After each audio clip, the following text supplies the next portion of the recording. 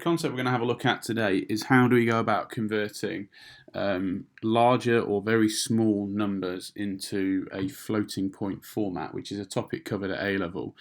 So one of the things that you may have noticed or thought about from looking at binary numbers before is that when I have like a fixed point binary number, like let's say 32.175 for instance, as those numbers get much bigger and even much smaller, the situation you face is that the binary value itself it can become very long. So to represent pi, for instance, would take up numerous amounts of digits to get any kind of accurate representation.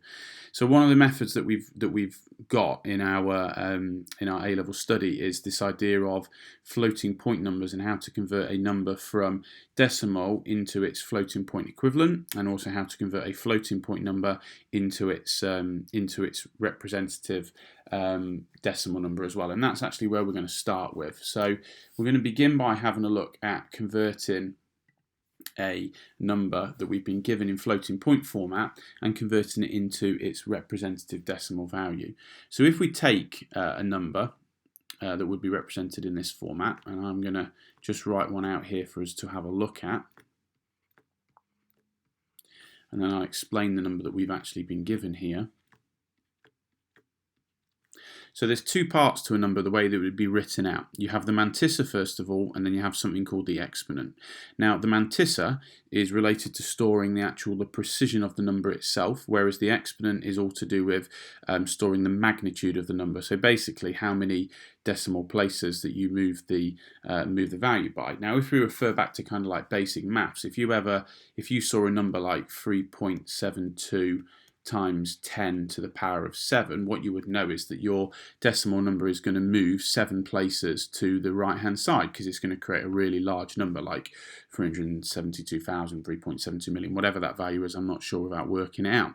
And it's a very similar situation here. So what we've got is a mantissa, which is 0 and then 1101. Now, to explain a little bit about this, the decimal point is an inferred decimal point, but we always write it in because it just keeps it easy for us to sort of recognize and remember. Generally speaking, a mantissa is broken into 10 bits, 1, 2, 3, 4, 5, 6, 7, 8, 9, 10. You may see more, you may see less, depending on the exam board that you're taking. The 0 beforehand indicates whether it's a positive or negative value. So a 1 at the start indicates that we have a negative value, and a 0 at the start indicates we have a positive value, and I'll show you how to deal with each of those in subsequent videos and examples. And then the exponent is the bit how we're going to actually move the decimal place. So if it's a positive exponent, as in it starts with a 0, then we're going to move the decimal place to the right hand side, and if it's a negative exponent, then we're going to move it to the left hand side. So this exponent here, we can clearly see, is the value of 7. So what's going to happen is this decimal place is going to move 7 places to the right hand side. 1, 2, 3, 4, 5, 6, 7. So our decimal place is going to be placed just there. So if we were to now write this binary number out, we would have 1101 000.00.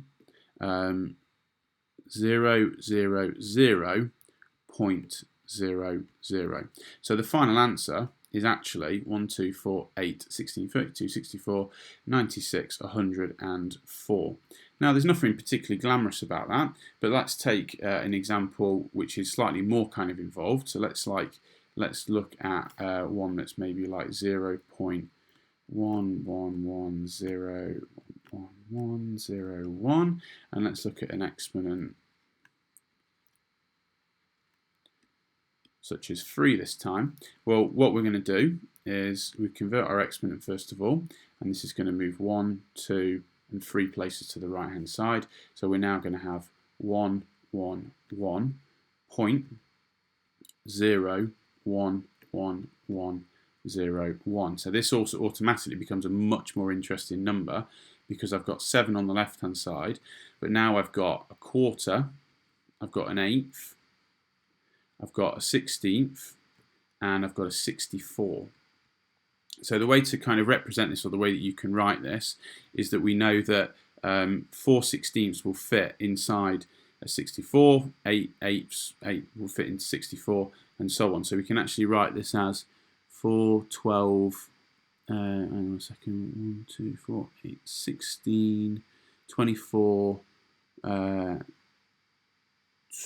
28, 29 over 64. So 7.29 over 64, you can get a calculator out and you can work out what that is, but I'm not going to do that right now. So the final answer would there be 7.29 over 64 as an answer.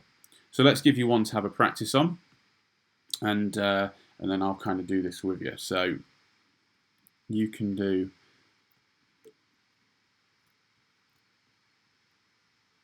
and we'll have an exponent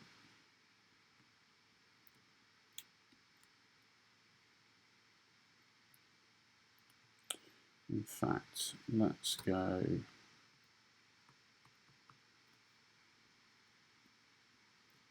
like so. Pause the video now, have a go at this, and then I'll take you through the answer.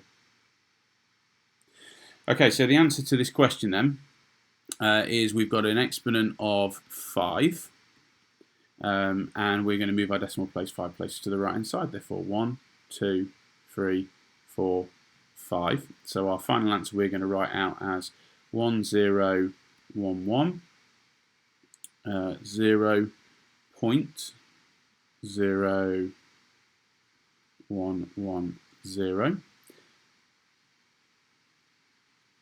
And if we then convert this back, what we can see is that we've got 1, 2, 4, 8, 16. So we're going to go for 2022 on the left hand side, and on the right hand side we're going to go for 375, because what we've actually got, or we can represent this actually as a fraction if you prefer, half, a quarter, and an eighth. So we're going to go for 3/8 is another way of representing that, and I'll just quickly check that.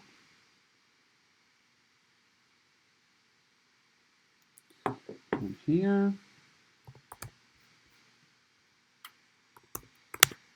Yep, we're all fine. Okay, so that is how you do positive floating point number binary into decimal conversion.